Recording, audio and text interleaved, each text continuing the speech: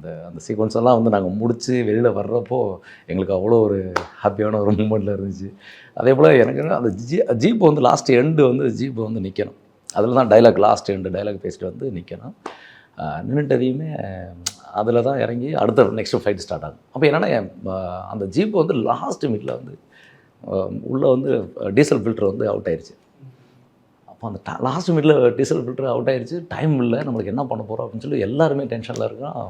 அப்போ என்னோடய பிரதர் வந்து மெக்கானிக் பாலு, அவர்கிட்ட தான் நான் இன்ஃபார்ம் பண்ணேன். ஆனால் அந்த மாதிரி ஆயிடுச்சு, ஏதாவது ஹெல்ப் பண்ண முடியுமா, ரெடி பண்ண முடியுமா அப்படின்னு சொல்லி ஆன் ஸ்பாட்டில் உடனே பிரதர் வந்து டக்குன்னு அந்த டீசல் ஃபில்டர், ஏன்னா அந்த டயத்துக்கு வாங்கவும் முடியாது, எங்கேயும் போய் மெக்கானிக்கே கிடைக்காது. என்னோடய பிரதர் மெக்கானிக்கினால அவர் வந்து உடனே சின்ன சின்ன வேலைகள், ஏன்னா மெக்கானிக்கினால அவங்களுக்கு தெரியும் என்ன பண்ணால் இந்த வண்டி ஒரு 1/2 அன் ஹவருக்கு ஓடும் அப்படிங்கிறது.